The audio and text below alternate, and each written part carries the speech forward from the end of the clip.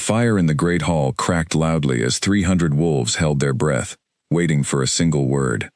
Lyra Voss stood at the center of the stone floor, her hands folded in front of her, her spine straight despite the weight of every eye in the room pressing down on her. Across from her, on a raised platform carved from black oak, stood Alpha King Damien Ashgrove. He was tall, broad-shouldered, with eyes the color of storm clouds before they broke. The bond between them had just been announced by the pack elder, a thread of golden light that only true mates could see, and it hovered faintly in the air between them, like a rope pulled taut. Damien did not smile. He did not step forward. His jaw tightened, and the silence stretched so long that even the fire seemed to quiet itself. "I refuse this bond," he said. The words landed like stones dropped into still water. A gasp rippled through the crowd, then died just as fast, because no one dared make a sound louder than the king's voice. Refusing a mate bond was rare. It happened perhaps once in a generation, and when it did, the rejected wolf usually fell to their knees, wailing, clutching at their chest, as the bond tore itself apart inside them. That was the story everyone knew. That was what was supposed to happen. Lyra did not kneel. She lifted her chin instead, met his stormy eyes without flinching, and said in a voice that carried clearly across the hall, "I accept your decision, Alpha King." Then she turned and walked away. The doors of the great hall groaned open under her palms, and she stepped out into the cold night air without looking back once. Behind her, the silence in the hall deepened into something heavier than before, something that pressed against the walls, and made even the king's most loyal warriors shift uncomfortably in their seats. Damien remained on the platform, staring at the space where she had stood, his hands curling into fists at his sides. He told himself this was the correct choice. He told himself a king could not be tied to a wolf from the lowest ranks of a struggling border pack, a healer's daughter with no warrior blood, no political weight, nothing that could strengthen his throne. He told himself all of this, as his own heartbeat thudded strangely in his ears, as something deep inside his chest twisted and ached in a way he did not recognize.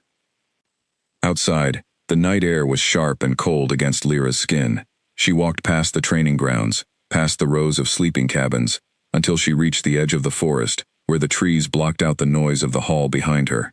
Only then did she allow her hands to shake. She pressed her palm against the trunk of an old oak and breathed slowly, counting each breath the way her mother had taught her years ago, back when grief had first taught her how to survive it. She did not cry. She would not give anyone the satisfaction of seeing her break, not the pack that had always looked at her with quiet pity, not the elders who whispered about her family's fall from standing, and certainly not the king who had just discarded her in front of everyone she had ever known. A voice called her name from somewhere behind her. She turned to see Elowen, a young pack member with copper hair and worried eyes, running toward her through the trees. "Lyra, are you all right? Everyone is talking about what happened in there. I've never seen anyone accept a rejection like that. Most wolves collapse. Some don't even survive the shock of it." "I'm not most wolves," Lyra said quietly, though her voice wavered just slightly at the edges.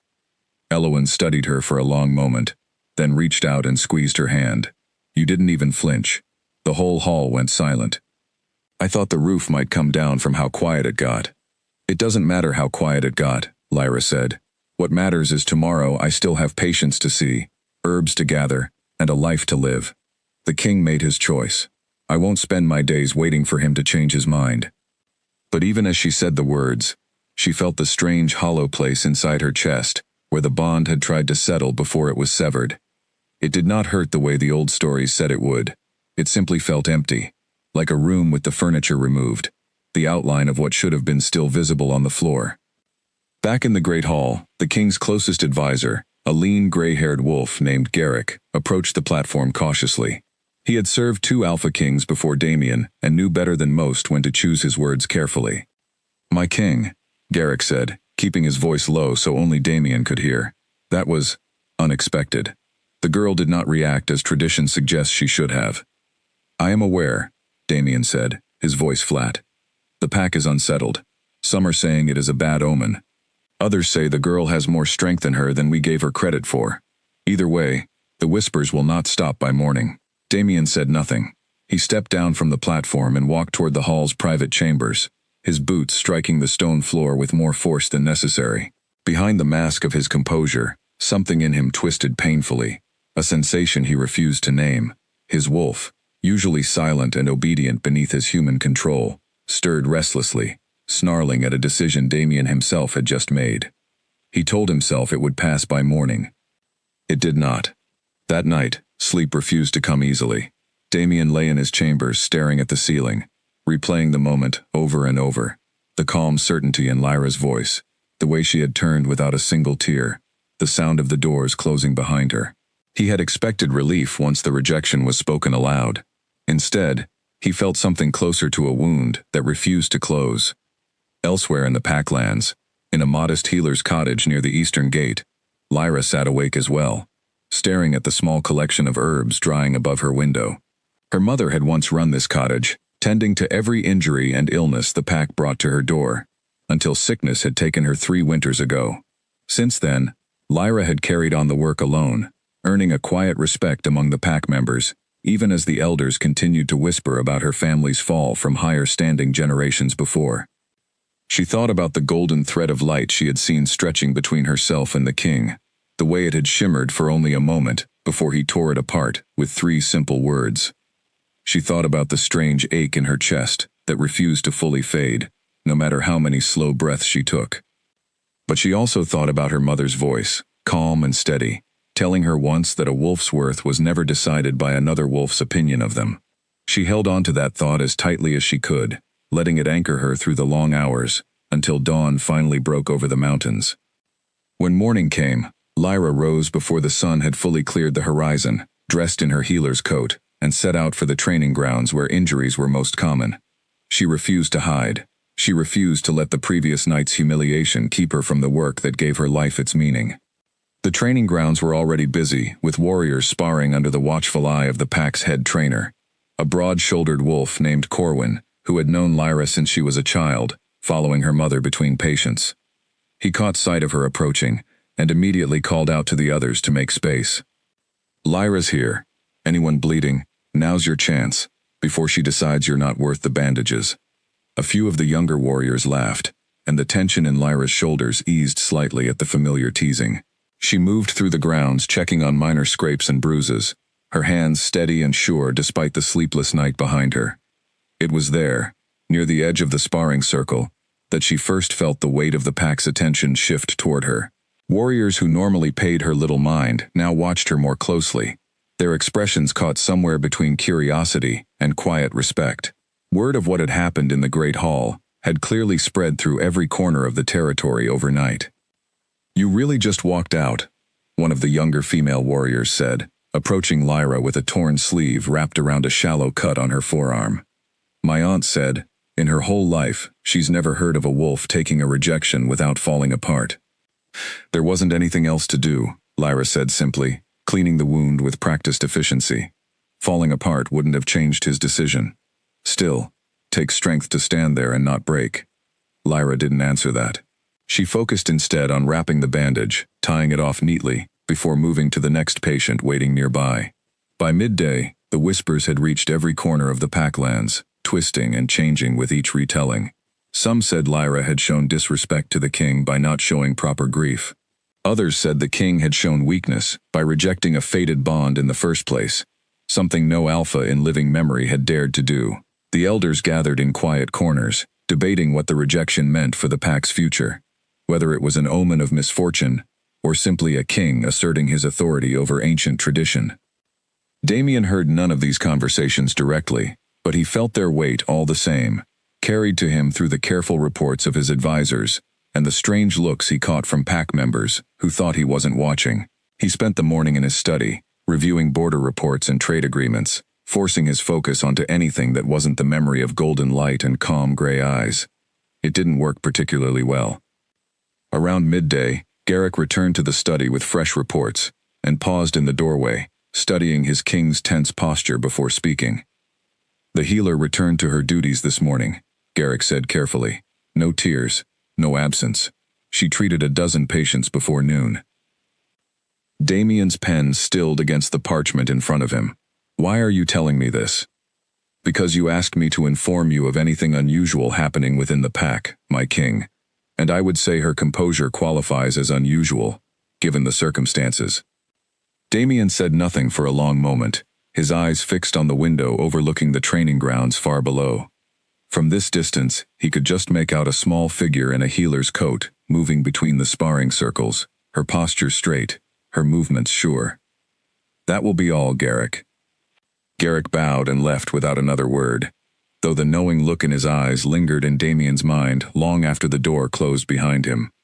Alone again, Damien found himself standing at the window, watching the distant figure below with an intensity he couldn't quite explain to himself. He told himself he was simply monitoring the pack's reaction to the previous night's events, ensuring no unrest would spread from the unusual rejection. That was the reasonable explanation. That was the explanation a king should have. But some quieter part of him, the part connected to the wolf pacing restlessly beneath his ribs, knew it wasn't the full truth. As the sun began its slow descent that evening, Lyra finished her rounds and made her way back toward her cottage, exhaustion finally catching up to her, after a day spent proving to herself, if no one else, that she could carry on exactly as she always had. The forest path was quiet, lit only by the fading orange light filtering through the trees, and she allowed herself a moment of stillness as she walked, breathing in the familiar scent of pine and damp earth. She did not know that on the far side of the packlands, in a study overlooking the training grounds, the Alpha King stood at his window long after she had disappeared from view, his hand pressed flat against the cold glass, his wolf howling silently beneath his skin for something his human mind had already decided to refuse. The bond was broken, that much was certain, sealed by tradition and spoken word in front of the entire pack. But breaking a bond and forgetting it, Damien was beginning to realize with a growing unease he couldn't shake, were two very different things entirely. That night, as Lyra finally allowed herself to sleep, and as Damien paced the length of his chambers unable to find rest, neither of them could have predicted how much the following days would change, or how completely the calm composure both of them clung to would eventually be tested beyond anything either had prepared for. For now, there was only silence, and the strange hollow ache that neither of them spoke aloud, sitting quietly between them like an unfinished sentence, waiting for someone brave enough to continue it. A scream cut through the market square, sharp and sudden, and Lyra's basket of herbs hit the ground before she even realized she had dropped it. 3 days had passed since the rejection in the Great Hall, and she had been walking toward the eastern well, when the sound tore through the morning quiet. She ran toward it without thinking, her healer's instincts overriding everything else, pushing past startled pack members until she reached the source.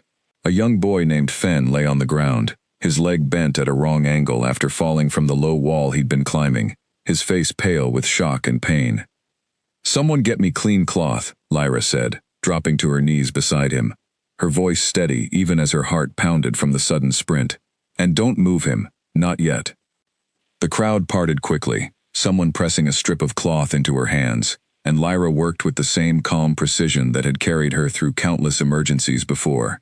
She splinted the boy's leg with careful hands, speaking to him softly the entire time, distracting him with questions about his favorite games until the worst of his panic eased.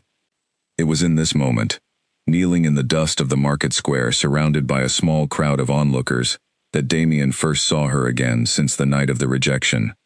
He had been crossing the square on his way to a meeting with the border patrol captains, when the commotion drew his attention.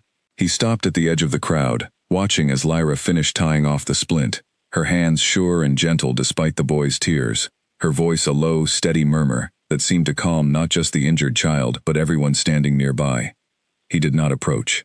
He told himself there was no reason to, but he found himself unable to look away, his eyes tracing the line of her shoulders, the focused determination in her expression, the way she seemed entirely unaware of the effect her presence had on those around her. His wolf stirred beneath his skin, a low, restless pressure building behind his ribs that he had been fighting to ignore for 3 days straight. It had started small, a faint discomfort he attributed to stress from his duties, but it had grown steadily worse, an itch beneath his skin that no amount of training or work seemed to soothe. "My king." Garrick's voice at his shoulder pulled him from his thoughts. He turned to find his advisor watching him with a carefully neutral expression, though something knowing flickered behind his eyes. "The captains are waiting," Garrick said.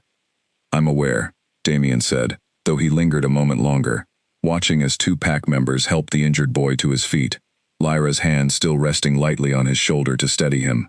Only when the small crowd began to disperse did Damien finally turn and follow Garrick toward the meeting hall, though the image of her kneeling in the dust, calm and capable, stayed with him far longer than he wanted to admit. That evening, in her cottage, Lyra sat by the fire, mending a torn healer's coat, when a knock sounded at her door. She opened it to find Elowen standing there, slightly out of breath, her expression a mixture of excitement and concern. "You need to hear this," Elowen said, stepping inside without waiting for an invitation. "There's talk that the king has agreed to a match with the daughter of the Thornfield Pack's Alpha. Some sort of alliance. They're saying it might be announced within the month." Lyra's hand stilled on the fabric in her lap, though her expression remained composed. "That's the king's business, not mine." "Lyra." Elowen sat down across from her, lowering her voice even though no one else was there to hear. "I know you said you accepted everything that happened, but you don't have to pretend with me. It's all right if it still hurts." For a moment, Lyra said nothing, staring into the fire as the flames cast shifting shadows across the small room. "It's not that it doesn't matter," she finally admitted quietly. "It's that dwelling on it changes nothing. He made his choice. Whatever alliance he forms now is simply the next step in that choice. I have my own life to build, regardless of what he decides to do with his." Elowen studied her for a long moment, then reached over and squeezed her hand gently. "You're stronger than most wolves I know. I just don't want you carrying all of this alone." "I'm not alone," Lyra said, managing a small genuine smile. "I have you, don't I?" The two women sat together by the fire for a while longer, the conversation drifting toward lighter topics, though the mention of the coming alliance lingered in the back of Lyra's mind long after Elowen had gone home for the night. Meanwhile, across the Packlands, Damien sat in his study long past midnight, a letter from the Thornfield Alpha spread open on his desk. The terms of the proposed alliance were straightforward and advantageous, exactly the kind of arrangement his advisors had been pushing him toward since before the rejection ceremony. A marriage to Seraphine, the Thornfield Alpha's only daughter, would secure trade routes along the northern border and strengthen his pack's standing against increasingly aggressive rival territories. It made perfect sense. It was the responsible choice, the choice a king was expected to make. And yet, as he stared at the letter, his wolf paced restlessly beneath his skin, a low growl building in his chest that had nothing to do with Thornfield's political ambitions, and everything to do with the memory of gray eyes meeting his without flinching in front of the entire pack. He pressed his palms against his eyes, trying to steady himself. 3 days, and the discomfort had only grown worse, not better as he had expected. His sleep remained fractured, his appetite diminished, his patience thinner than usual during his daily duties. He had dismissed it as stress, as the natural strain of leadership, but a small, persistent voice in the back of his mind kept whispering another explanation entirely. He refused to listen to it. The following morning, Damien summoned Garrick to discuss finalizing the details of the Thornfield alliance. His advisor listened carefully, taking notes, though he paused before responding, once Damien finished outlining his intentions. "My king, if I may speak freely." Damien gestured for him to continue, though his tone carried a note of warning. "The pack is still unsettled from the rejection. Announcing a new match so soon after may be seen as dismissive. Some among the elders have expressed concern that moving too quickly could be seen as disrespecting the severity of what happened in the Great Hall." "The bond is broken," Damien said flatly. "There is nothing left to disrespect." "With respect, my king. Broken bonds have consequences, the old texts warn us about. The mating sickness is well documented in cases of unaccepted rejection. Yet by all accounts, the healer shows no signs of it. Some among the elders find that unusual enough to warrant caution before we proceed further with new arrangements." Damien's jaw tightened. "Are you suggesting the bond isn't fully severed?" "I am suggesting only that the old texts recommend patience before assuming all consequences have passed. Rushing forward with a new alliance before we understand the full nature of what occurred could create complications we are not prepared for." Damien considered this for a long moment, his frustration warring with the small, persistent voice he had been trying to ignore all week. Finally, he nodded curtly. "Delay the formal announcement by 2 weeks. That should be sufficient time to address any concerns among the elders." Garrick bowed and left to carry out the instructions. though the slight furrow in his brow suggested he suspected his king's motivations ran deeper than mere political caution. Over the following days, Lyra continued her work throughout the Packlands, treating injuries, preparing remedies, and slowly rebuilding the quiet respect she had always carried among those who knew her well. Word of her calm response to the rejection had spread far beyond the Pack's borders by now, carried by traveling merchants and messengers to neighboring territories, and she began to notice subtle changes in how others treated her. Warriors who once barely acknowledged her now nodded respectfully when she passed. Elders who had previously dismissed her family's fallen standing now paused to ask after her well-being with something resembling genuine concern. She did not know what to make of this shifting perception, and she tried not to dwell on it too deeply, focusing instead on the steady rhythm of her daily work. But she couldn't entirely ignore the way certain pack members now watched her with quiet curiosity, as though trying to understand the strength that had allowed her to walk away from a king's rejection without breaking. One afternoon, while gathering herbs near the forest's edge, she encountered Corwin, the head trainer, resting against a tree after finishing his morning drills with the younger warriors. "You've become something of a legend around here," Corwin said, watching her work with an amused expression. The healer who didn't flinch. "I'd rather be known for my remedies than for one difficult night," Lyra replied, though a small smile tugged at the corner of her mouth. "Difficult nights tend to reveal who we really are," Corwin said, his tone growing more serious. "Your mother would have been proud of how you handled yourself. I knew her well, you know. She had that same steadiness about her, even in the worst of circumstances." Lyra paused in her work, a warmth spreading through her chest at the mention of her mother. "Thank you for saying that. It's the truth. And for what it's worth, the king made a mistake.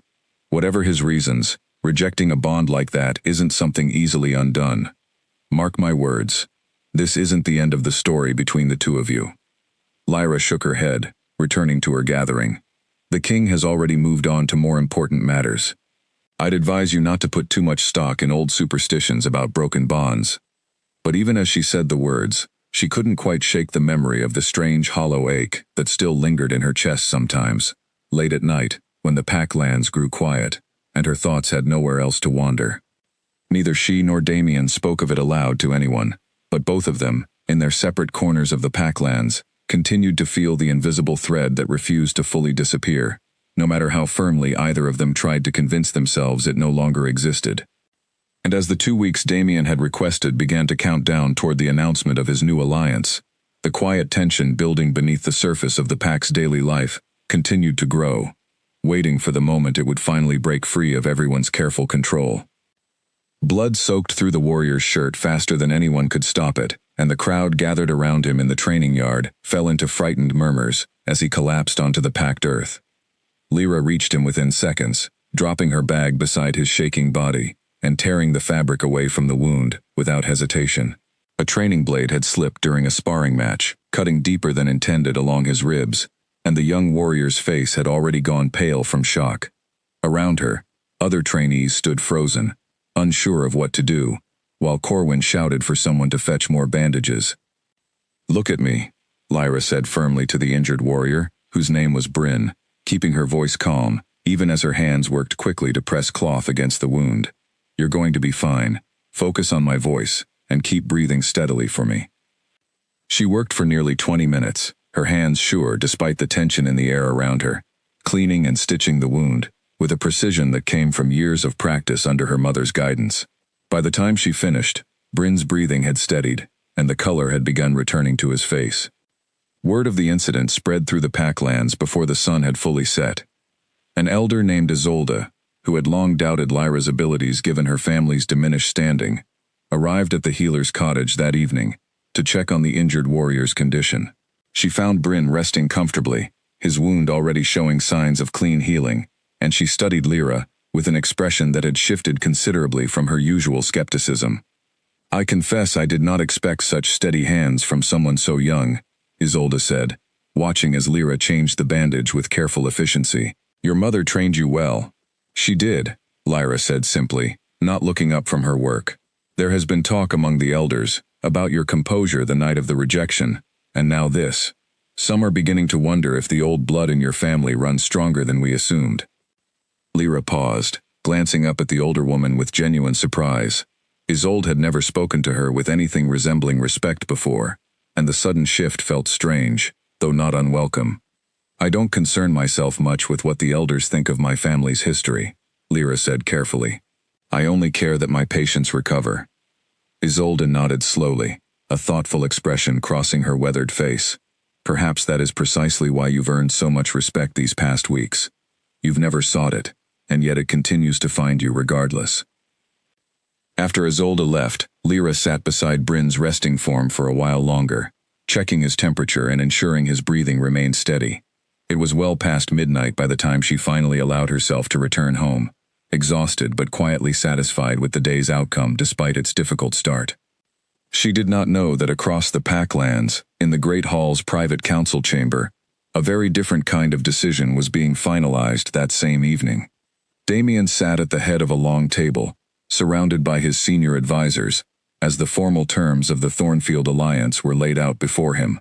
Garrick had done his best to delay the announcement as requested, but 2 weeks had passed, and the pressure from his council to secure the political advantages of the match had grown too strong to postpone any further. The alliance strengthens our northern border considerably, said one of the older advisors, a stern wolf named Silas, who had served on the council for decades. Thornfield's territory controls the mountain passes we've struggled to secure through direct negotiation for years. This marriage accomplishes what military pressure alone never could. And Seraphine herself is well regarded among her own pack, added another advisor. Ambitious, capable, exactly the kind of match that strengthens a king's standing, rather than weakens it.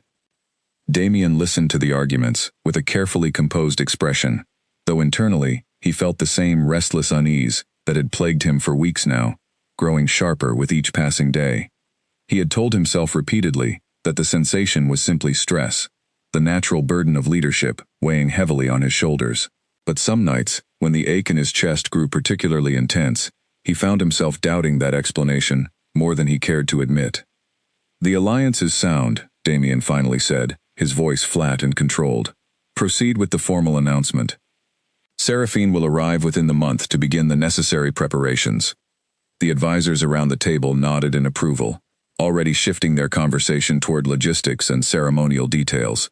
Damien remained silent through most of it, his mind drifting despite his best efforts to stay focused on the discussion at hand. Garrick, seated near the end of the table, watched his king carefully throughout the meeting, noting the subtle tension in his jaw, the way his hand occasionally clenched against the armrest of his chair, as though fighting against some internal struggle. He said nothing during the council session, but once the other advisors had filed out and the two men were left alone in the chamber, he finally spoke. You seem troubled, my king. I'm simply tired, Damien said, rubbing at his temple. Tired men don't usually pace their chambers until dawn, night after night, Garrick said carefully. The staff has noticed. Your appetite has diminished.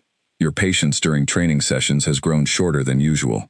These are not the signs of simple exhaustion. Damien's eyes narrowed slightly, though he said nothing in response. I served your father for many years before you, Garrick continued, his tone gentle but firm. I watched him struggle with decisions that weighed heavily on his conscience, even when logic told him he had chosen correctly. Sometimes the body carries burdens the mind refuses to acknowledge. Are you suggesting I made the wrong choice rejecting the bond? Damien asked, his voice tighter than he intended. I am suggesting only that you consider carefully whether the discomfort you're experiencing might have a source you haven't yet allowed yourself to examine honestly. Damien said nothing further, and after a long moment, Garrick bowed respectfully and left the chamber, leaving his king alone with thoughts he had spent weeks trying to avoid entirely. That night, sleep once again eluded him. He paced the length of his private quarters, his wolf restless beneath his skin, in a way that had grown steadily more difficult to control. Around midnight, unable to bear the confined space any longer, he made his way outside, walking without any particular destination in mind through the quiet Packlands. His feet carried him, almost without his conscious direction, toward the eastern edge of the territory, past the training grounds, past the rows of sleeping cabins, until he found himself standing near the edge of the forest close to the healer's cottage. A single candle burned in the window, casting a warm glow against the darkness. Through the thin curtain, he could just make out a figure moving inside, tending to something on a low table, her movements calm and unhurried despite the late hour. He stood there for a long time, longer than he could later explain to himself, simply watching the faint silhouette move behind the glass. The restless ache in his chest quieted slightly the longer he remained, replaced by something calmer, something he refused to name, even in the privacy of his own thoughts. Eventually, the candle inside the cottage flickered out, and Damien forced himself to turn away, walking back toward his own quarters with a heaviness in his steps that had nothing to do with physical exhaustion. He told himself this would be the last time he allowed himself such a moment of weakness. The alliance with Thornfield had been finalized. Seraphine would arrive within weeks. There was no room in his future for lingering thoughts about a bond he had already severed with his own words. And yet, as he lay awake in his chambers for the remainder of that night, the restless ache in his chest refused to fade, growing instead into something that felt increasingly difficult to control, a warning of a storm building beneath the surface that neither his will nor his position could hold back forever. Wood splintered under Damien's fist before he even realized he had struck the training post, and the sudden crack of breaking timber echoed across the empty yard. It was early morning, well before the other warriors had risen to begin their drills, and Damien had come alone to work through the restlessness that had kept him awake yet again through the night. He stared down at his bleeding knuckles, breathing hard, his wolf snarling beneath his skin with an intensity that startled even him. He had trained for years to maintain perfect control over his shifts, over his temper, over every instinct that threatened to override his human mind. Yet lately, that control felt increasingly fragile, slipping through his fingers no matter how tightly he tried to hold on to it. He flexed his hand, watching the wounds begin to close with unnatural speed, a small mercy of his heightened alpha healing. But the physical wound was the least of his concerns. What troubled him far more was the growing frequency of these moments, the way his wolf seemed to surge forward at the smallest provocation, demanding release in ways he had never experienced before in his adult life. "My king." He turned to find Corwin approaching from across the yard, his expression carefully neutral despite the obvious damage to the training post behind him. "You're here early," Corwin observed. "Couldn't sleep," Damien said shortly, flexing his healing hand once more. Corwin's eyes flicked toward the shattered wood, then back to his king's face, taking in the shadows beneath his eyes, and the tension still visible in his shoulders. "If I may say so, my king, you haven't looked yourself these past weeks. The warriors have noticed. Even the younger recruits have started keeping their distance during your training sessions." "I'm perfectly capable of controlling myself," Damien said, though the words felt hollow even to his own ears. "I don't doubt your control in battle, my king. I've fought alongside you enough times to trust it completely. But this seems different. This looks like something eating away at you from the inside, something battle skill alone can't fix." Damien said nothing, turning instead to inspect the damage he'd done to the training post, using the distraction to avoid meeting his trainer's knowing gaze. Over the following days, the signs continued to accumulate, each one small on its own, but building steadily into something impossible to ignore entirely. During a council meeting to discuss trade negotiations with a neighboring territory, Damien's claws extended briefly beneath the table, an involuntary reaction to nothing more than a mildly frustrating disagreement over grain shipments. He caught himself just in time, retracting them before anyone noticed, but the cold sweat that followed left him shaken for hours afterward. During a routine patrol along the northern border, his eyes flashed amber, the color of his wolf overtaking his human gaze for several long seconds, when a young scout mentioned in passing that the healer had treated several patients that week for minor injuries sustained during storm damage repairs. The scout, thankfully, had been too focused on his report to notice the change, but Damien's hands had trembled slightly for the remainder of the patrol. Garrick observed each of these incidents from a careful distance, growing increasingly concerned as the pattern became undeniable. He began keeping a private record of his king's behavior, noting the growing frequency of these small losses of control, cross-referencing them against the ancient texts stored in the pack archives that dealt with matters of broken and rejected bonds.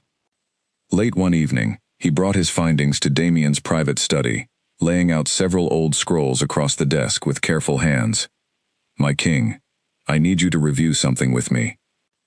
Damien glanced up from the correspondence he had been reviewing, his expression wary. "What is this?" "Records from 3 generations past. There is documented precedent for what you're experiencing." Garrick unrolled one of the scrolls, pointing to a passage written in faded ink.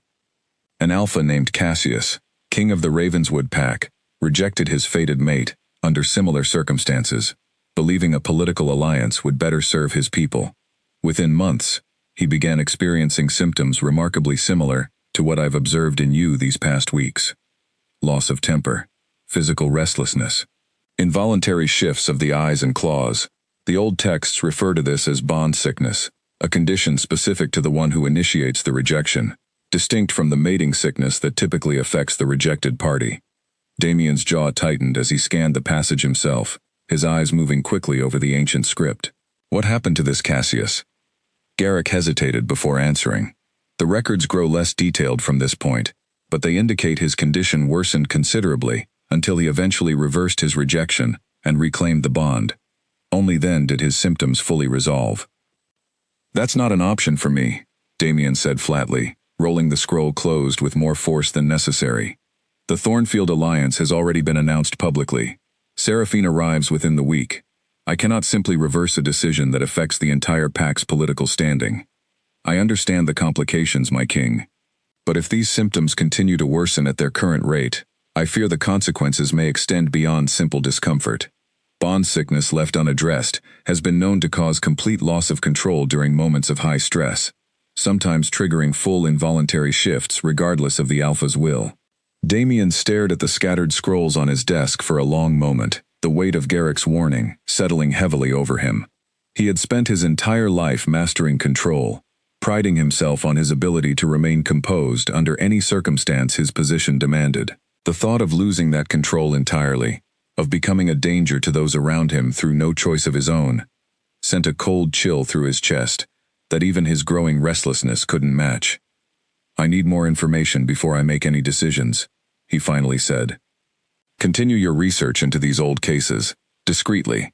I don't want this information reaching the council or the wider pack until I understand exactly what I'm dealing with." Garrick nodded and gathered the scrolls carefully. "Of course, my king. Though I would advise caution in the meantime. Whatever choices lie ahead, your well-being matters as much as the pack's political interests." After his advisor departed, Damien remained alone in his study for a long while, staring at the flickering candle on his desk without truly seeing it. The idea that his body might be reacting to a bond he had deliberately severed felt almost absurd to him, a violation of the very control he had built his entire identity around. And yet the evidence had become impossible to dismiss entirely, no matter how firmly his pride resisted the conclusion. He thought of Lyra, as he had found himself doing far too often these past weeks, her calm composure the night of the rejection, the steady way she had carried herself through every difficulty since. He wondered, with a discomfort that unsettled him deeply, whether her apparent immunity to the mating sickness was as genuine as it appeared, or whether she too was simply better at hiding her own struggle than he had given her credit for. The following morning, still troubled by the previous night's revelations, Damien found himself once again drawn toward the eastern edge of the Packlands during his morning rounds, using the excuse of inspecting storm damage from recent weather to justify the detour. He told himself it was purely coincidental that his path led him past the healer's cottage, though some quieter part of his mind knew better than to believe his own excuses any longer. He caught sight of Lyra through the open cottage door, sorting through a collection of dried herbs with practiced efficiency, her expression focused and calm as always. For a brief moment, their eyes met across the distance, and something flickered across her face that Damien couldn't quite identify before she quickly returned her attention to her work. He did not stop. He did not approach, but the brief exchange left his heart pounding in a way that had nothing to do with restlessness or discomfort, and everything to do with an ache he was growing increasingly unable to deny. By the time he reached the training grounds later that morning, his composure had returned outwardly, though inwardly the storm continued building, gathering strength with each passing day, waiting for the moment it would finally break free of his control entirely. Seraphine's arrival was now only days away, and Damien found himself facing an uncomfortable truth he had spent weeks trying desperately to outrun. Whatever bond sickness Garrick's research had uncovered, whatever ancient warnings the Ravenswood texts contained, one fact remained undeniable beneath all of it. His wolf had not forgotten Lyra Voss, and no amount of political necessity seemed capable of convincing it otherwise. The carriage wheels ground to a sudden halt outside the great hall, and before the dust had even settled, A sharp voice rang out across the courtyard demanding someone carry her belongings inside immediately. Seraphine Thornfield stepped down from the carriage with the practiced grace of someone accustomed to being watched, her dark hair pinned elegantly beneath a silver circlet, her eyes sweeping across the gathered welcoming party with calculated precision.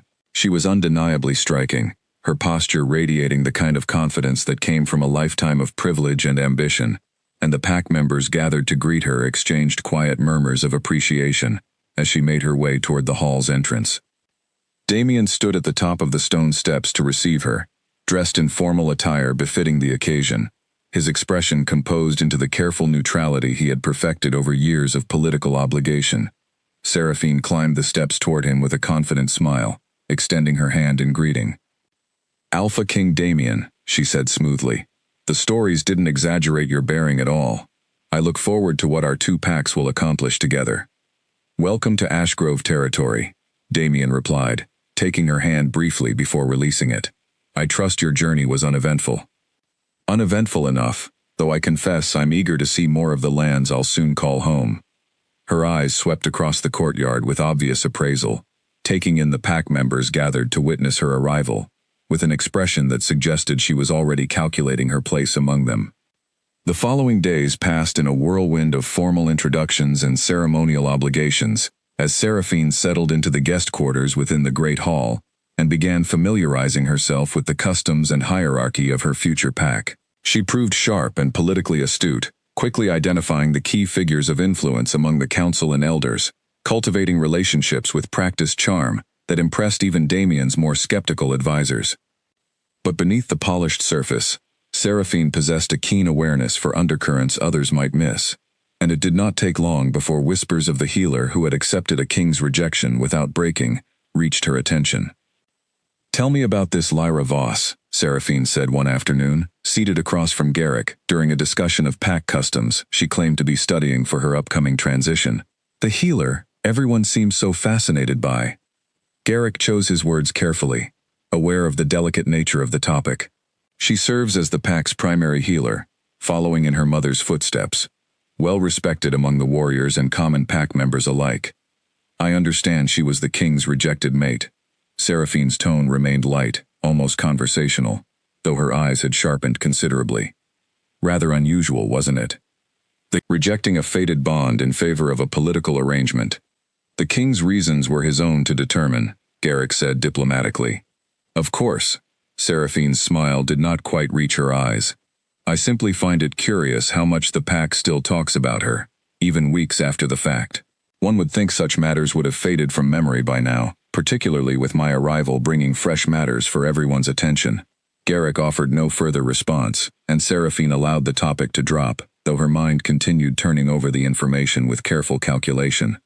Over the following week, she found reasons to observe Lyra from a careful distance, watching the way pack members greeted her with genuine warmth as she moved through the territory attending to her duties, noting the respectful nods from warriors and elders alike that suggested a standing far more established than a simple healer's position should command.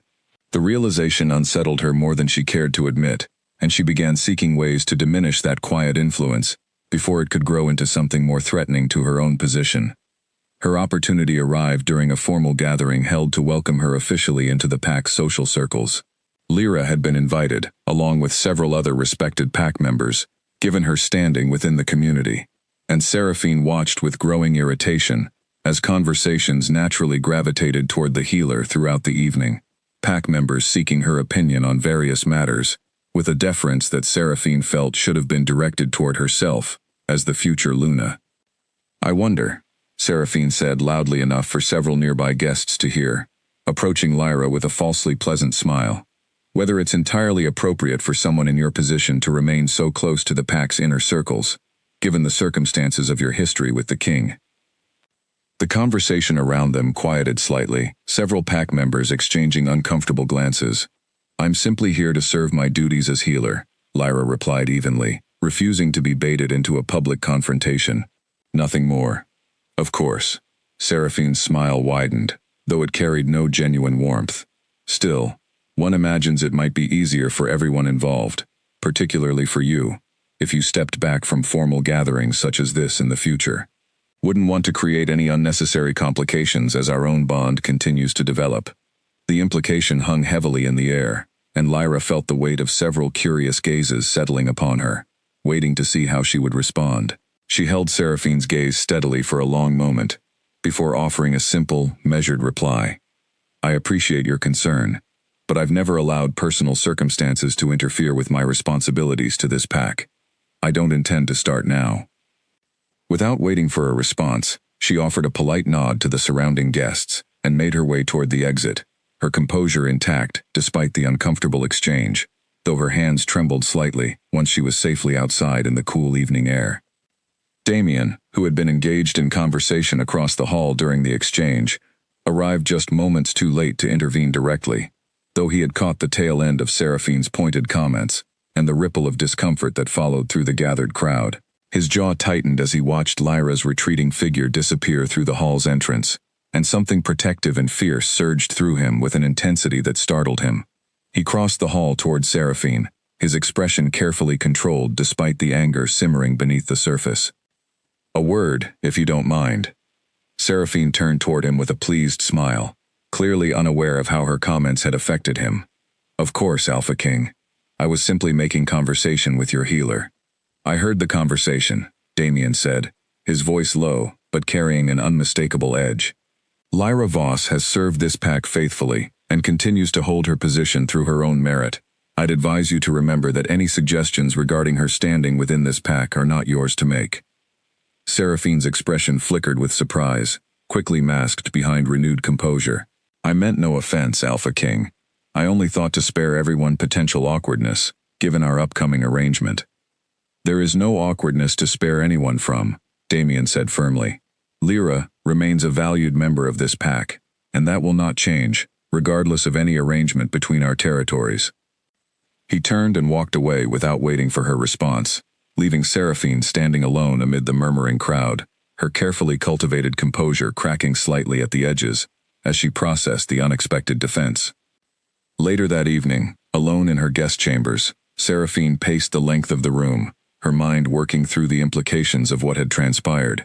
She had expected some lingering awkwardness surrounding the rejected mate, perhaps even mild sympathy from pack members toward the healer's circumstances.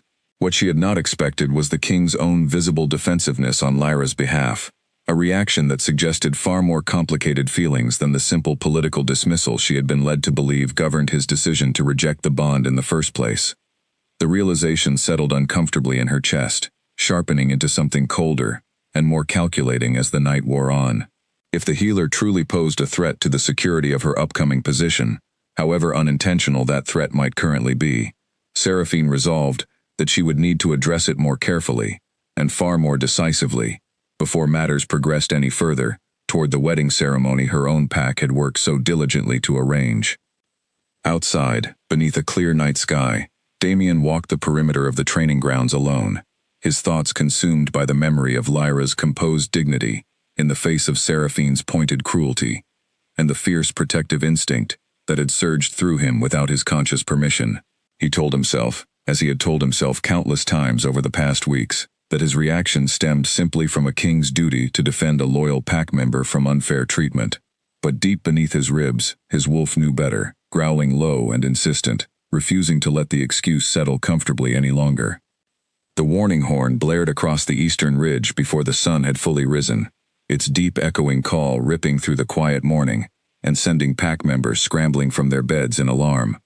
A rival pack from the neighboring Blackthorn territory had crossed the border during the night, striking swiftly at a supply convoy stationed near the eastern checkpoint. Reports reached the Great Hall within minutes, carried by a breathless young scout who had run the entire distance without stopping. Damien was already dressed and moving before the scout finished delivering his message, calling for his warriors to assemble immediately at the training grounds. How many attackers? Damien demanded, strapping on his gear with quick, efficient movements. Unclear, my king. At least a dozen, possibly more. They struck the supply wagons near the eastern checkpoint, and several of our warriors stationed there have been injured defending the convoy. Damien's expression hardened as Corwin arrived, already assembling a response team from among the warriors gathering across the yard. Get everyone moving. I want a full defensive line established within the hour. As chaos erupted across the packlands with warriors mobilizing and messengers running between checkpoints, word of the attack spread quickly through every corner of the territory.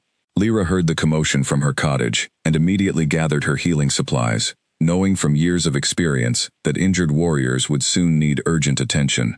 She joined a small group of other healers making their way toward the eastern checkpoint, moving as quickly as the terrain allowed. The scene at the checkpoint, when she arrived, was worse than she had anticipated. Several warriors lay wounded among the overturned supply wagons, the aftermath of the brief but violent skirmish evident in the scattered debris, and the tension still hanging heavy in the air. Lyra immediately began triaging the injured, directing the other healers toward the most critical cases, while she herself worked on stabilizing a warrior with a deep gash along his shoulder. She had been working for nearly an hour, fully absorbed in treating the wounded, when a second wave of Blackthorn warriors emerged unexpectedly from the tree line, catching the remaining Ashgrove defenders off guard. Shouts of alarm rang out across the checkpoint as the fighting resumed with sudden ferocity, and Lyra found herself caught directly in the path of the chaos, too focused on her patient to retreat in time. A Blackthorn warrior broke through the defensive line nearby, his attention catching on the healers working among the wounded, and he moved toward them with clear hostile intent. Lyra pushed the injured warrior she'd been treating behind her instinctively, positioning herself between the threat and her patient, her heart pounding as she searched desperately for any weapon within reach. Word of the danger reached Damien through the frantic shouts of his warriors, just as he was finishing securing the northern flank of the skirmish. Something in the reports, the specific mention of the healers caught near the overturned wagons, sent a jolt of icy terror through him, unlike anything he had experienced in years of leading his warriors through countless conflicts. He did not remember consciously deciding to move. One moment he was directing his forces along the northern perimeter, and the next he was tearing across the battlefield with a speed and ferocity that startled even his most seasoned warriors, his human form shifting halfway into his wolf as he ran, control slipping away from him entirely for the first time in his adult life. By the time he reached the checkpoint, the Blackthorn warrior who had approached Lyra had already been intercepted by Corwin, but Damien's rage did not diminish upon seeing her safe. His wolf, fully surging forward now beyond any restraint his human mind could impose, tore through the remaining attackers with a violence that sent the surviving Blackthorn warriors fleeing back toward the tree line in terror, abandoning their assault entirely, rather than face the fury of an Alpha King who had completely lost control. The battlefield fell into stunned silence as Damien's rampage finally slowed, his chest heaving, his eyes still burning with the amber intensity of his wolf, even as his human awareness slowly returned. He turned, searching frantically through the aftermath, until his eyes found Lyra standing near the overturned wagons, unharmed but visibly shaken, staring at him with wide, startled eyes. He crossed the distance between them in several long strides, his hands shaking as he reached for her, checking her over with desperate urgency, despite her protests that she was unharmed. "I'm fine," she said, though her voice trembled slightly. "Damien, I'm fine. You need to calm down." The use of his given name, rather than his formal title, seemed to pull him further back toward himself, and he stood there for a long moment, breathing hard, his hands still gently holding her shoulders, as though needing the physical confirmation of her safety to fully believe it. Around them, the gathered warriors and healers watched the exchange in stunned silence, none of them having ever witnessed their king lose control so completely, nor seen him display such open concern for anyone beyond the general welfare of his pack as a whole. "You could have been killed," Damien finally said, his voice rough and unsteady.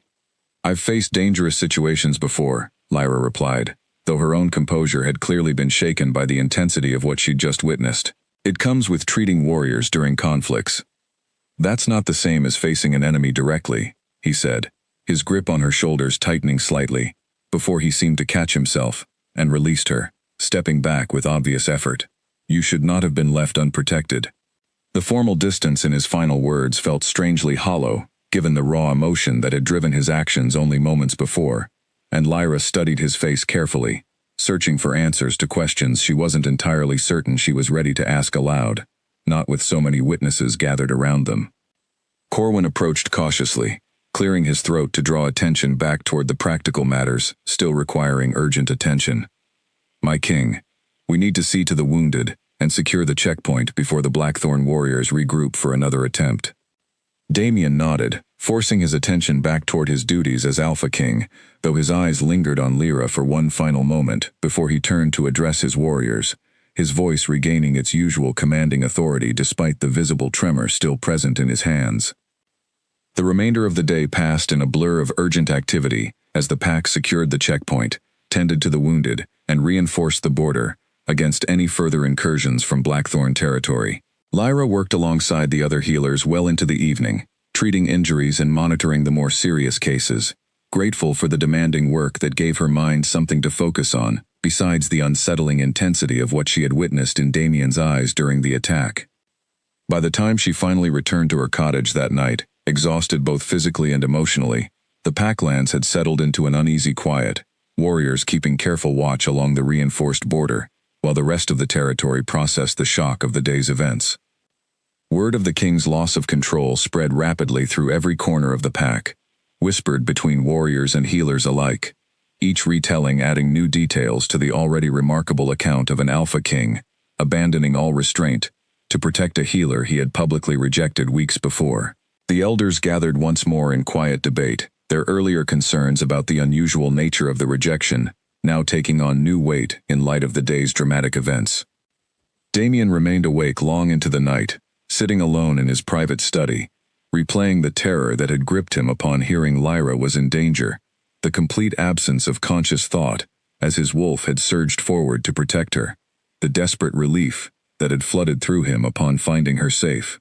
He had spent weeks trying to convince himself that his growing restlessness stemmed from simple stress, from the natural burden of leadership. He could no longer maintain that fiction, not after what he had witnessed within himself that day. The bond he had rejected, the connection he had so firmly severed in front of the entire pack, had not disappeared as he had assumed it would. It had simply been waiting, patient and unyielding, for the moment his careful control would finally shatter, under the weight of a threat too immediate and too personal to ignore. And now, with Seraphine's arrival already complicating matters within the pack, and the truth of his own feelings no longer possible to deny, Damien faced a reckoning he had spent weeks desperately trying to avoid, one that would require far more honesty than he had ever prepared himself to offer. The door to the healer's cottage burst open without warning, and Lyra spun around sharply, a jar of herbs slipping from her startled hands and shattering across the floor. Damien stood in the doorway, breathing as though he had run the entire distance from the great hall, his expression a mixture of urgency and something far more vulnerable than she had ever seen him display before. 2 days had passed since the attack at the eastern checkpoint, 2 days during which he had kept his distance, wrestling privately with everything Garrick's research had revealed, and everything his own instincts had confirmed, during those terrifying moments on the battlefield. "I need to speak with you," he said, his voice rough. "Now, if you'll allow it." Lyra knelt to gather the broken pieces of the shattered jar, using the small task to steady her own racing thoughts before responding. "You could have knocked. I apologize." He stepped inside, closing the door behind him, though he made no move to approach further, seemingly uncertain of his welcome, despite his obvious urgency. "I've been trying to find the right words for 2 days, and I fear if I wait any longer, I'll lose whatever courage brought me here tonight." Lyra finished cleaning the broken glass and set the pieces aside, finally straightening to face him fully. "Then say what you came to say." Damien was quiet for a long moment, his eyes searching her face, as though trying to memorize every detail before continuing. "When I heard you were in danger during the attack, something inside me broke free, that I had spent weeks trying desperately to control. I told myself for a long time that my restlessness, my temper, the strange discomfort I've carried since the night of the rejection ceremony, all of it stemmed simply from the pressures of leadership. I was wrong." He took a hesitant step closer, his hands trembling slightly at his sides. "The bond I rejected, never truly severed. Garrick discovered old records, describing a condition, specific to those who initiate a rejection. A sickness that grows worse the longer the bond remains denied. I have been living with that sickness for weeks now, and I only fully understood its cause when I nearly lost my mind with fear at the thought of losing you." Lyra's breath caught, though she remained still, waiting for him to continue, needing to hear the full truth before allowing herself to respond. I rejected you that night because I believed a king could not afford to be tied to someone the elders would view as beneath his position, Damien continued, his voice growing steadier, as the words finally found their way free after weeks of suppression. I told myself it was the responsible choice, the choice that would strengthen my pack rather than weaken it through unnecessary controversy. But I was a coward, Lyra. I chose the easier path, the path that avoided confronting how deeply the bond had already taken root in me, rather than facing the difficulty of defending an unconventional choice to my council and elders. You humiliated me in front of the entire pack, Lyra said quietly, her voice steady despite the emotion clearly simmering beneath the surface. You made your rejection public, absolute, and irreversible, according to every tradition I've ever known. And now, weeks later, after announcing an alliance with another pack, you expect me to simply accept an apology because your body finally forced you to acknowledge what you refused to admit that night. I don't expect anything from you, Damien said. I came here because you deserve the truth, regardless of what you choose to do with it. Whatever happens with the Thornfield Alliance, whatever consequences I face from my council for reconsidering, none of that changes the fact that I owe you an honest accounting of my own failures. Lyra studied him carefully, searching his face for any sign of the calculated political motivations that had driven so many of his previous decisions. She found only raw, unguarded honesty, a vulnerability she had never witnessed from the composed, controlled king who had rejected her so coldly weeks before. Why didn't you leave the bond alone once you'd already made your decision? She asked. Why come here now, risking everything, rather than simply managing your discomfort privately, as you clearly intended to do for weeks? Because I nearly killed a dozen warriors trying to reach you during that attack, Damien said, his voice breaking slightly with the admission. Because the thought of losing you, even as someone I had already pushed away, was enough to shatter every ounce of control I have spent my entire life building. I cannot continue pretending that means nothing, Lyra. I cannot continue standing before my pack as though the bond simply doesn't exist, when it clearly governs my actions, in ways I no longer have the power to fully suppress. Silence settled between them, heavy and charged, as Lyra processed the weight of his confession. She had spent weeks convincing herself, and everyone around her, that she had moved past the rejection entirely, that her calm composure reflected genuine acceptance, rather than carefully constructed defense. Hearing Damien's raw admission now threatened to unravel that careful composure in ways she hadn't prepared herself to confront. You still have an alliance to consider, she finally said. Seraphine is already settled here. Your council has already committed to the arrangement. Whatever you're feeling now doesn't simply erase the political reality you've already set in motion. I'm aware of the complications, Damien said. I don't have answers to all of it yet, but I refuse to continue lying to myself, or to you, about the truth of what I feel. Whatever happens next, whatever price I pay with my counsel, or my standing among the elders, I needed you to know that the rejection was never about not wanting you. It was about fear, about believing I couldn't have both duty and desire, without sacrificing my pack's stability entirely. Lyra crossed her arms, studying him for a long moment before speaking again, her voice quieter now, though still carrying the steady strength that had defined her since the night of the ceremony. I accepted your rejection that night, because falling apart wouldn't have changed anything. I built my life back around that acceptance, piece by piece, convincing myself I no longer needed a bond I never truly had a chance to explore. You cannot simply walk back into my cottage weeks later and expect that rebuilding to mean nothing. I don't expect it to mean nothing, Damien said quickly. I only ask for the chance to prove, through actions rather than words alone, that I intend to correct the mistake I made that night, regardless of how difficult or complicated that correction might prove to be. Lyra remained silent for a long moment, the weight of his words settling slowly into the space between them. She thought of the hollow ache she had carried quietly for weeks, the strange, lingering connection she had refused to acknowledge even to herself, the way her own composure had occasionally wavered late at night, when no one else was present to witness it. I won't pretend the past weeks haven't changed how I see all of this, she finally said, but I also won't pretend your words don't matter to me, however much I wish sometimes that they didn't. Something in Damien's expression eased slightly at her admission, though the tension between them remained far from fully resolved. Then allow me the chance to show you my intentions are genuine, whatever obstacles remain ahead of us. Before Lyra could respond further, the sound of urgent footsteps approaching the cottage, interrupted the fragile moment between them. Garrick appeared in the doorway moments later, his expression grave. "My king, forgive the intrusion, but you're needed immediately at the Great Hall. There's a matter concerning Seraphine that requires your urgent attention." Damien's jaw tightened at the interruption, though he nodded reluctantly, casting one final look toward Lyra before following his advisor back out into the night. "This conversation isn't finished," he said quietly before leaving. Lyra remained standing in her cottage long after the door closed behind him, her thoughts a tangled mixture of cautious hope and lingering wariness. Whatever Damien's intentions truly were, she knew the path ahead would not be simple, particularly with Seraphine's presence still looming over the pack's future, and the political complications his confession had done nothing to resolve. Outside, beneath the quiet night sky, Damien walked briskly back toward the Great Hall alongside Garrick, his mind still lingering on the conversation he had just left unfinished, even as new urgent matters demanded his immediate attention. Whatever awaited him regarding Seraphine, he understood with sudden clarity that the reckoning he had been avoiding for weeks had only just begun, and the most difficult challenges still lay ahead.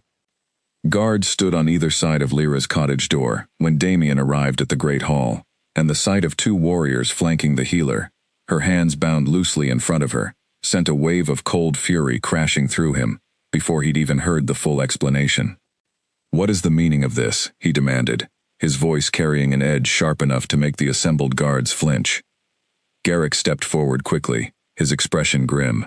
"My king, Seraphine has brought forward accusations of treason against the healer. She claims to have evidence that Lyra has been passing information to Blackthorn territory, information that may have contributed to the timing and success of the recent attack on the eastern checkpoint." "That's absurd," Damien said flatly, his eyes moving to Lyra, who stood with her chin lifted, despite the humiliation of her restraints, her expression carefully controlled, though he could see the fear flickering beneath her composure. "I have proof," Seraphine's voice rang out as she descended the Great Hall's steps, flanked by two of her own personal guards from Thornfield territory. She carried a folded piece of parchment, which she extended toward Damien, with an expression of practiced concern. A letter, discovered hidden among the healer's supplies, detailing checkpoint schedules and warrior rotations, exactly the kind of information that would have allowed Blackthorn scouts to plan their attack with such precision. Damien took the letter and scanned it quickly, his jaw tightening as he recognized details that did indeed match the checkpoint's rotation schedule, information that should not have been accessible to anyone outside the pack's inner defense council. "This is not my handwriting," Lyra said firmly, her voice steady, despite the accusation hanging over her. "I've never seen this letter before in my life."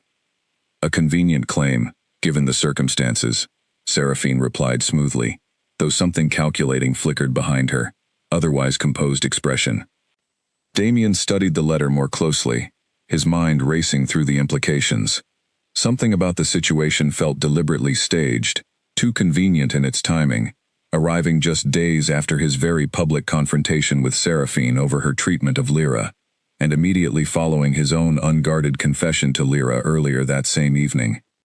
"Where exactly was this letter discovered?" Damien asked, his eyes narrowing as he turned his attention fully toward Seraphine. "Among the herbs in her healing supplies, during a routine inspection of the eastern checkpoint's remaining stores," Seraphine answered smoothly. "One of my own attendants discovered it while assisting with inventory following the attack. A rather convenient discovery, made by your own attendant, in supplies that belong exclusively to the healer's private practice," Damien said slowly, his suspicion growing with each passing moment. "Tell me, why exactly was your attendant conducting inventory of the healer's personal supplies in the first place?" Seraphine's composure flickered slightly at the pointed question, though she recovered quickly. "Simple diligence, Alpha King, given the recent attack and the need to ensure our defenses remain secure against further breaches." Garrick, who had remained quiet during the exchange, stepped forward carefully. "My king, if I may, I would recommend we examine the letter's authenticity before proceeding further with any formal accusations. Our pack has skilled scribes capable of comparing handwriting samples, and I would also suggest questioning the attendant who claims to have discovered this evidence directly." Damien nodded firmly. "Bring the attendant forward immediately." Seraphine's expression tightened, almost imperceptibly, though she gestured for one of her guards to fetch the attendant in question. Several tense minutes passed before a nervous young woman named Nora was brought before the gathered group, her eyes darting anxiously between Seraphine and the Alpha King. "Tell the king exactly how you discovered this letter," Garrick instructed gently, though his tone carried clear authority. Nora hesitated, glancing toward Seraphine with obvious uncertainty before finally speaking, her voice trembling slightly. Lady Seraphine instructed me to place the letter among the healer's supplies during the inventory check. She told me it was part of a test to verify the pack's security protocols." A stunned silence fell across the courtyard as the truth of the fabrication became undeniable. Seraphine's carefully maintained composure finally cracked entirely, her expression shifting rapidly from surprise to barely concealed anger at the attendant's unexpected honesty. "That is a lie," Seraphine said sharply, though the tremor in her voice betrayed her growing desperation. "This girl is clearly confused, perhaps threatened by the healer's supporters into fabricating this story. I would advise against continuing this particular line of defense," Damien said coldly, his eyes hardening as the full picture of Seraphine's scheme became clear to him. "Especially given that Nora has no apparent connection to Lyra beyond her assigned duties within your own household." Seraphine's guards shifted uncomfortably, exchanging glances that suggested even they had begun to suspect their mistress's scheme had unraveled beyond any hope of recovery. "You conspired to frame an innocent member of my pack for treason," Damien said, his voice growing louder, carrying clearly across the now silent courtyard where a substantial crowd had gathered to witness the unfolding confrontation. "You fabricated evidence to remove a perceived rival from my presence, using accusations serious enough to result in her execution under our pack's laws, simply because you viewed her continued standing among my people as a threat to your own political ambitions." "I did what was necessary to secure my position," Seraphine said, her mask of pleasant composure finally abandoned entirely in favor of open hostility. "You cannot deny that the healer's presence has complicated our alliance from the very beginning. Everyone in this pack still whispers about her, still watches you with knowing glances whenever her name arises. I simply sought to remove an obstacle before it could undermine everything my father and I worked to secure through this arrangement." "Your methods have secured nothing except your own downfall," Damien replied, his tone carrying the full weight of his authority as Alpha King. "The Thornfield Alliance is hereby dissolved, effective immediately. I will not bind my pack to a family willing to fabricate treason charges against an innocent healer, simply to eliminate a perceived rival." Seraphine's expression flickered with panic as the reality of the consequences began settling in, but Damien had already turned away from her, moving instead toward Lyra, whose restraints he removed himself with careful, gentle hands. "I owe you a far greater apology than the one I offered earlier tonight," he said quietly, his eyes searching hers with obvious remorse. "You believed me," Lyra said softly, rubbing at her wrists where the restraints had chafed slightly. "That matters more than you might realize." Around them, the gathered crowd remained silent, watching the unfolding scene with rapt attention as the true nature of Seraphine's betrayal became fully apparent to everyone present. Garrick moved efficiently to oversee Seraphine's removal from the packlands, ensuring she and her remaining guards would be escorted back toward Thornfield territory before dawn. The alliance between the two packs shattered beyond any hope of quick repair. As the courtyard slowly began to empty, pack members dispersing to spread word of the dramatic revelations throughout the territory, Damien remained close beside Lyra, his earlier confession from before Garrick's interruption still hanging unfinished between them. "I meant what I said tonight, before all of this happened," he said quietly, once the immediate crowd had thinned enough to allow a moment of relative privacy. "Every word of it remains true, regardless of how the evening's events unfolded." Lyra studied him carefully, the weight of everything that had transpired settling heavily over her exhausted mind. "You have a great deal of rebuilding to do, Damien. Trust that was broken doesn't simply repair itself because circumstances forced honesty into the open." "I understand that fully," Damien said, "and I intend to prove myself worthy of that trust, however long it takes, through actions rather than empty promises." Lyra said nothing further in response, though something in her expression suggested his words had not fallen entirely on unreceptive ground. As the night finally settled into quiet once more across the packlands, the immediate danger of Seraphine's scheme resolved.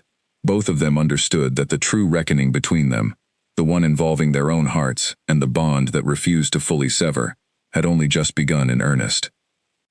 The great hall's doors swung open with a force that silenced every conversation inside, and every head turned as Damien strode down the central aisle, with a purpose that immediately signaled something significant was about to unfold. Word had spread quickly through the Packlands over the days following Seraphine's dramatic exposure and departure, the council scrambling to manage the political fallout of a broken alliance, while the wider pack buzzed with speculation about what might happen next.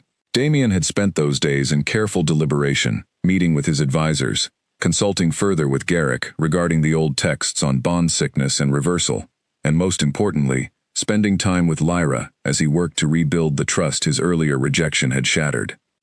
Now, standing before the full assembly of pack elders, warriors, and common members, gathered for what had been announced only that morning, as a matter of significant importance, Damien felt none of the hesitation that had governed his actions during the original rejection ceremony weeks before.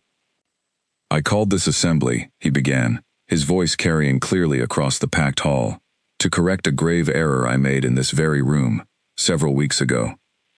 Murmurs rippled through the crowd, and Damien's eyes found Lyra standing near the front of the gathering, her expression carefully composed, though he could see the slight tension in her shoulders as she waited to hear what he intended to say.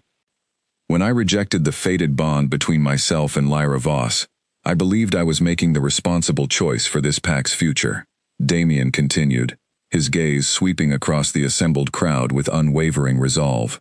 "I told myself that a king could not afford to be tied to someone the elders might view as lacking sufficient political standing, that duty required sacrifice, and that sacrifice meant denying a bond the ancient spirits themselves had chosen to form between us." He paused, allowing the weight of his words to settle before continuing. "I was wrong. My rejection did not eliminate the bond, as I had assumed it would.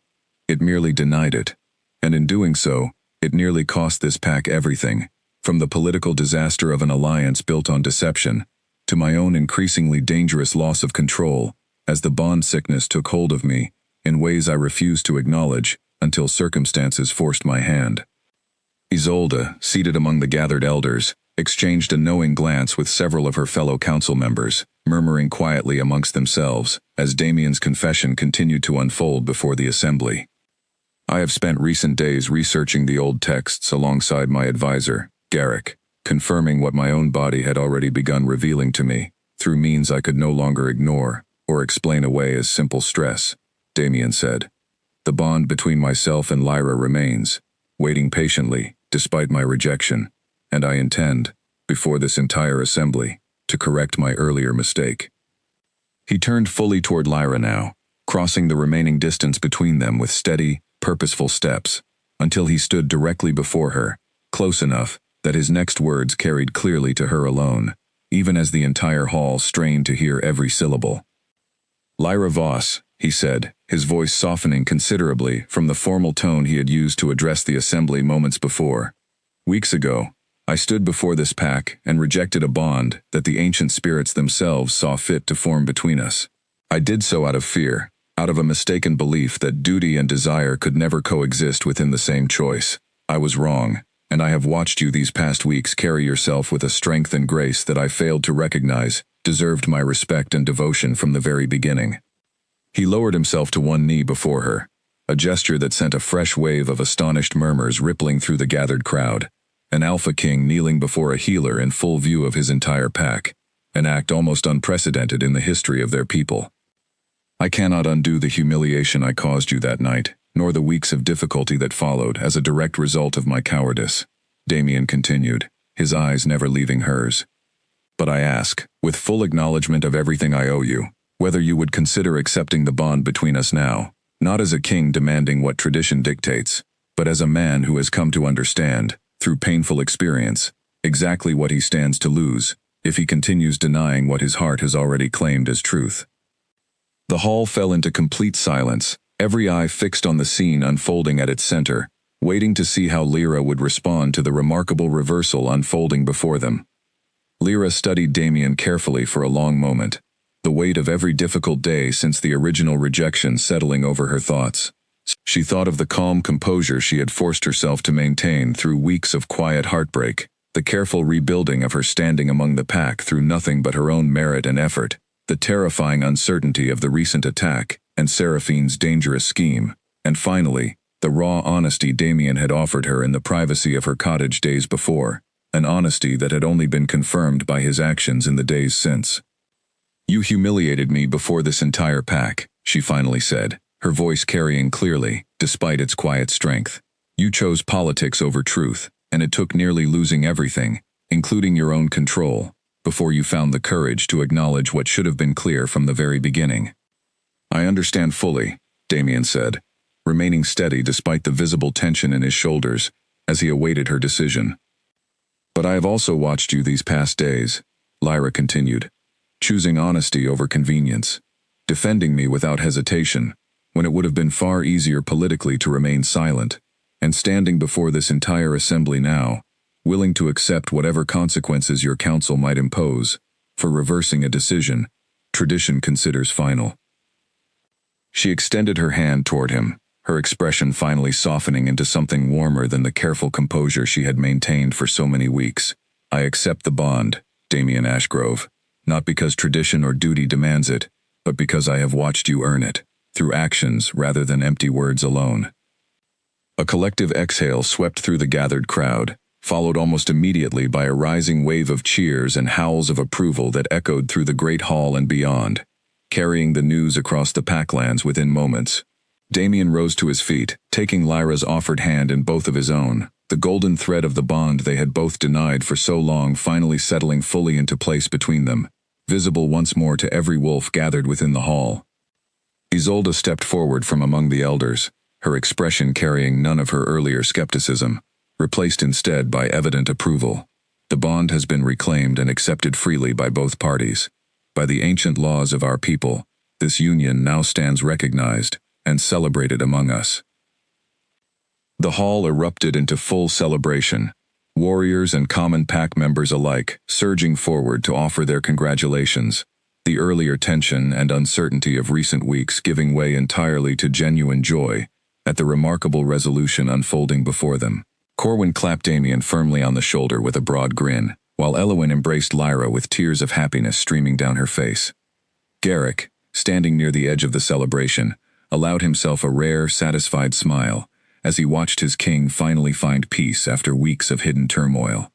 He thought of the ancient records he had studied so carefully, the warnings about bond sickness and its dangerous consequences, and felt a quiet relief that his king had ultimately chosen the path of honesty before the condition could claim more than it already had.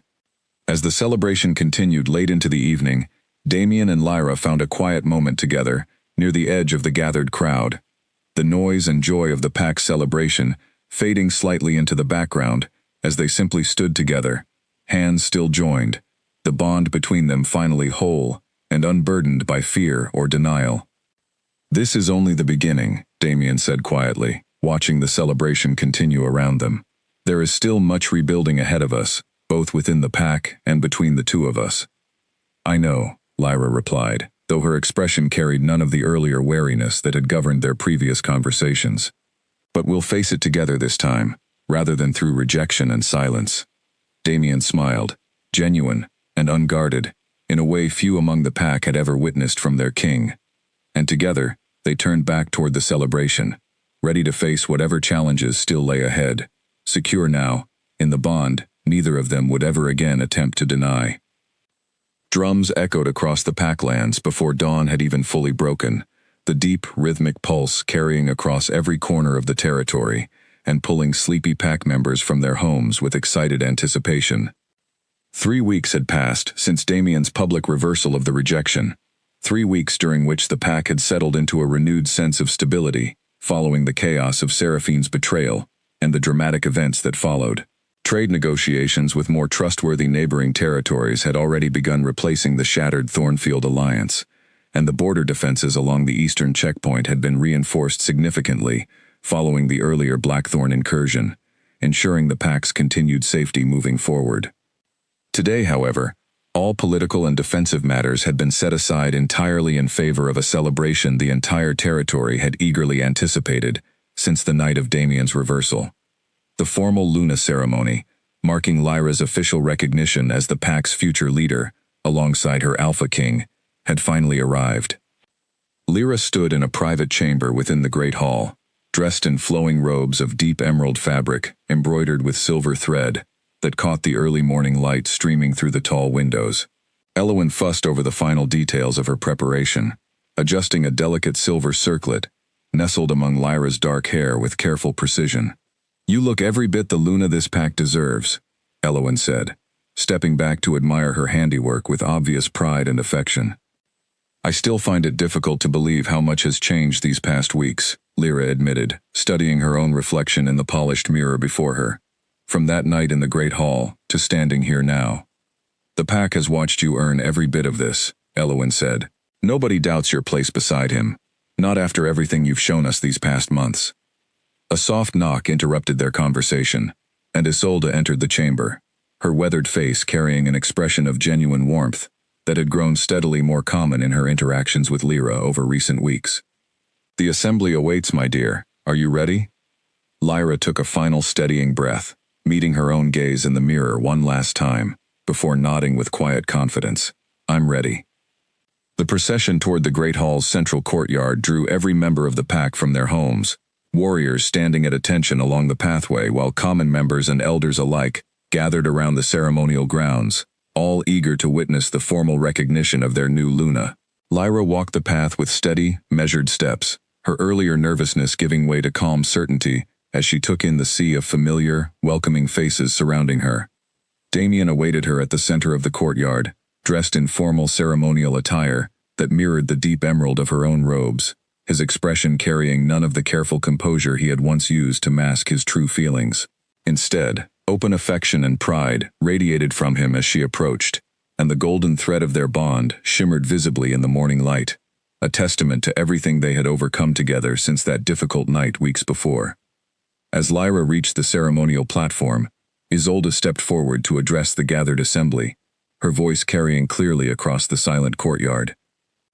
"We gather today to formally recognize Lyra Voss as Luna of the Ashgrove Pack, bonded mate to Alpha King Damien Ashgrove, chosen not merely by the ancient spirits who first forged their connection, but reaffirmed through her own strength and his own honest reckoning.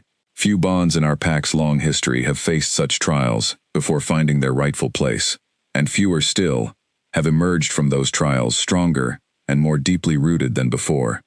She turned toward Damien, who took Lyra's hands in his own, the golden bond between them pulsing brighter as their connection was formally acknowledged before the entire assembly. "Do you, Damien Ashgrove, accept Lyra Voss fully and completely as your Luna, your equal in leadership, and your bonded mate, before the ancient spirits and this entire pack?" "I do," Damien said, his voice steady and certain, carrying none of the hesitation that had marked his words during the original rejection ceremony. "Fully, completely, and without reservation." Isolde turned toward Lyra. "Do you, Lyra Voss, accept Damien Ashgrove as your Alpha King, your equal partner in leading this pack, and your bonded mate before the ancient spirits and this entire pack?" Lyra held Damien's gaze steadily, remembering the calm words she had spoken weeks before, under vastly different circumstances, and finding entirely different meaning in her answer now. "I do. Fully. Completely. And by my own choice." A wave of joyous howls erupted from the gathered crowd as Isolde pronounced the bond formally recognized, the ceremonial drums resuming their rhythmic celebration as pack members surged forward to offer their congratulations and well wishes to their newly recognized Luna and her Alpha King. The celebration that followed stretched throughout the entire day and well into the evening, filling the packlands with music, laughter, and genuine joy that seemed to wash away the last remnants of the difficult weeks that had preceded this moment. Corwin organized friendly competitions among the warriors. Elowen coordinated the preparation of an enormous feast shared among the entire pack, and even the usually reserved elders found themselves swept up in the festivities, sharing stories and laughter long after the sun had set. Near the edge of the celebration, Damien found a quiet moment to pull Lyra aside, leading her toward a secluded balcony overlooking the packlands, the sounds of celebration drifting up faintly from below while the stars began emerging across the clear evening sky. "I've thought often about that night in the Great Hall," Damien said quietly, watching the distant glow of celebration fires flickering across the territory below. "About how differently everything could have unfolded if I had simply trusted my instincts from the very beginning, rather than allowing fear to guide my choice. Perhaps it needed to unfold exactly as it did, Lyra said thoughtfully, moving to stand beside him at the balcony's edge. I've considered this often as well. Had you accepted the bond immediately that night, I wonder whether either of us would have grown into the people standing here now. I found strength in the weeks that followed I never knew I possessed. You found honesty about yourself that you might never have discovered without first losing control so completely. Damien turned to study her carefully, a soft smile playing at the corners of his mouth. You've always had a gift for finding meaning in difficulty. It's a skill my mother taught me, Lyra said, her own smile warm and genuine. She always said the hardest trials often reveal exactly what we're truly made of, if we're willing to face them honestly, rather than running from them. She would be proud of the Luna you've become, Damien said softly. She would be proud of the Alpha King who found the courage to correct his mistake, Lyra replied, reaching for his hand and lacing her fingers through his own. They stood together in comfortable silence for a while longer, watching the distant celebration continue below, the golden bond between them steady and unwavering, a stark contrast to the broken thread that had once hung fractured in the great hall weeks before. The pack that had fallen silent in shock that difficult night now filled the evening air with joyous celebration, and the Alpha King, who had once lost control entirely, in a moment of desperate fear, now stood calm and certain beside the mate he had nearly lost through his own initial cowardice. Whatever challenges still lie ahead for this pack, Damien said, turning to face Lyra fully, his expression carrying the quiet confidence of a king who had finally found his true footing.